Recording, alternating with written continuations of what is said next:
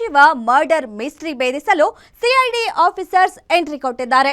CID entry ಆಗ್ತಿದ್ದಂತೆ ಆರೋಪಿಗಳು ತಂಡ ಹೊಡೆದಿದ್ದು ಬಿಜೆಪಿ ಶಾಸಕ ಬೈರತಿ ಬಸವರಾಜ್ಗೂ ನಡುಕ ಶುರುವಾಗಿದೆ. ಬಿಕ್ಲು ಮರ್ಡರ್ ಕೇಸ್ ಎಂಟ್ರಿಯಾದ್ರು ಸಿಐಡಿ ಆಫೀಸರ್ಸ್, ಕೊಲೆಗಾರರಿಗೆ ನಡುಕ, ಬೈರತಿ ಬಸವರಾಜ್ಗೂ ಡವ. ಸಿಐಡಿ ಬಲೆಗಾದ್ರೂ ಬೀಳ್ತಾನ A1 Jagadish alias Jagga. Rowdy sheeter Biklu Shiva ಕೊಲೆ ಕೇಸ್ ದಿನಕ್ಕೊಂದು ತಿರುವು ಪಡೆಯುತ್ತಿದ್ದ. ಇದೀಗ ಕೊನೆಗೂ ಈ ಕೇಸ್ ಭಾರತೀನಗರ ಪೊಲೀಸ್ ಠಾಣೆಯಿಂದ ಸಿಐಡಿ ಟೇಕ್ ಓವರ್ ಮಾಡಿದೆ.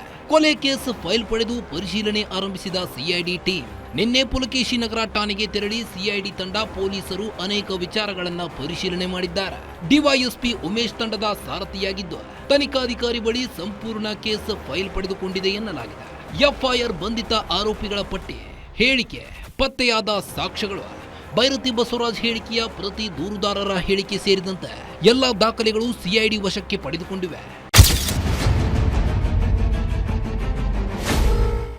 ಇಂದು ಸಿಐಡಿ ತಂಡದಿಂದ ಇಡೀ ಕೇಸ್ ಫೈಲ್ ಪರಿಶೀಲನೆ ನಡೆಸಿದ್ದು ಹಿರಿಯ ಅಧಿಕಾರಿಗಳ ಜೊತೆ ತನಿಖೆ ಬಗ್ಗೆ ಚರ್ಚೆ ನಡೆಸಿದ್ದಾರೆ. ಬಳಿಕ ಕೊಲೆ ಪ್ರಕರಣದ ಆಯ್ದ ಕೆಲವು ಆರೋಪಿಗಳನ್ನ ವಶಕ್ಕೆ ಪಡೆಯಲು ಚಿಂತನೆ ಮಾಡುತ್ತಿದ್ದಾರೆ.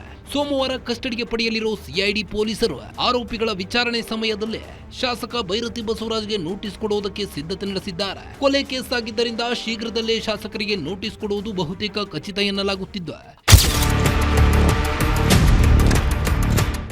ಇನ್ನು ಈ ಒಂದು ಪ್ರಕರಣದಲ್ಲಿ ಇದೀಗ ಯಾವ ಆರೋಪಿಗಳು ಪೊಲೀಸರಿಗೆ ಬೇಕಾಗಿದ್ದಾರೋ ಅಂತವರನ್ನೆಲ್ಲ ಬಾಡಿ ವ್ಯಾರೆಂಟ್ ಹಾಕಿಕೊಂಡು ನಂತರ ವಿಚಾರಣೆಗೆ ಮುಂದಾಗಲಿದ್ದಾರೆ ಸಿಐಡಿ ಅಧಿಕಾರಿಗಳು.